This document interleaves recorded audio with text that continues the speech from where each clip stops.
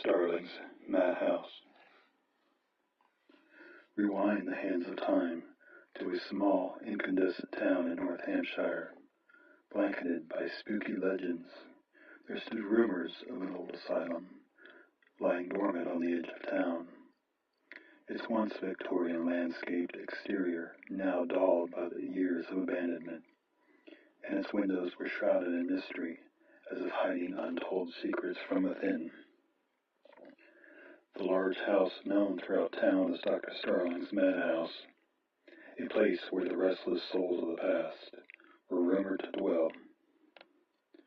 Fog arose that evening as the sun descended behind the mountains, casting the silhouette of haunting shadows. A young boy named Graham found himself standing hesitantly before the creaking doors of the Starling Asylum. Curiosity had pulled him closer. However, fear hung heavily in the night air. Friends had dared him to spend a night alone inside, offering him the tempting reward of legendary status if he accepted the challenge. Steeling his nerves, Graham mustered the courage to break the lock on the home's entrance and open the rusty iron doors. Each squeak echoed through the silent darkness as he stepped inside. The air became chilled, causing the hairs on his arms to stand on end. With only the flickering flame of an old lantern to guide him, he explored the long-forgotten corridors, smelling the remnants of rotting flesh.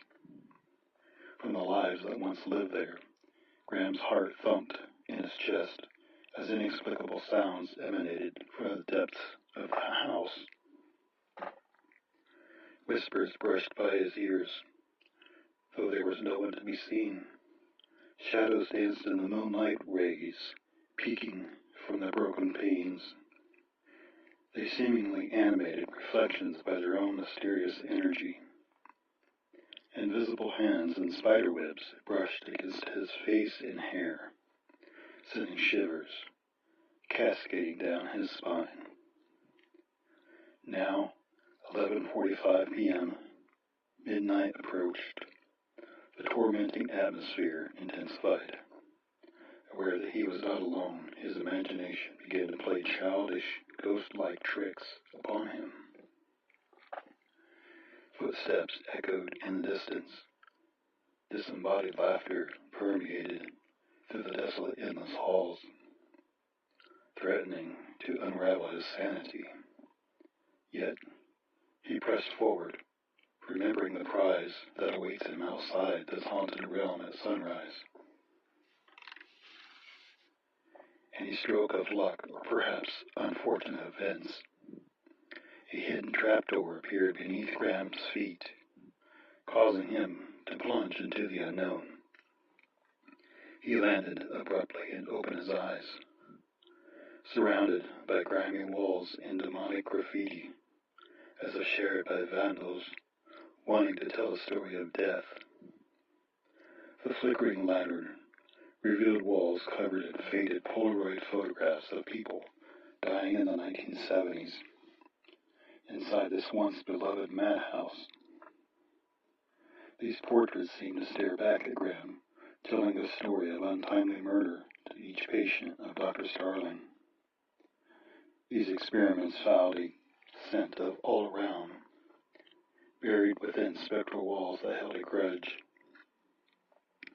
The stories now lost and skewed as trophies that came to life under the cursed moon of promiscuous nightmares, connecting him to those who had once lived there, locked away in their rooms. Empathy replaced fear as he began to understand their plight, their desire to be acknowledged in society. Suddenly, the torment of voices ceased. Peace and tranquility permeated the air. Graham found himself enveloped by a comforting presence. The spirits once perceived as malevolent now revealed themselves as lost souls, longing for release and connection. Conquering his initial trepidation, Graham vowed to help those victims find their peace, to give voice to those who have been silenced for centuries. As dawn broke through the hazy clouds, Dr. Starling's madhouse shimmed in sunlight with new-found life. Graham emerged from the entrance as his friends waited patiently and surrounded by other townsfolk who had all thought he died and did not survive. What occurred to Graham as one night in this haunted asylum had been 6 months to the outside world. His friends, afraid of getting in trouble by their parents, kept quiet till this one quiet evening after telling their parents. Days gone by till they all discovered the real story of what happened to Graham. The police and townsfolk followed his friends to the old Dr. Starling's madhouse. Now, in shock and fear, as Graham slowly walked out into the wooden steps as he sat down and smiled. He knew his path as a writer, knowing he must now share their stories by one, by one, by one. The small town in North Hampshire, once fearful of the old asylum known as Dr. Starling's madhouse, now marveled at the transformation they witnessed through Graham's presence. It felt calm, as if everything will be okay from now on. Tales of the haunted location shifted to words of compassion as the souls of the past found an unexpected purpose, and amidst the shadows, the young boy had now released his spirits unto the world.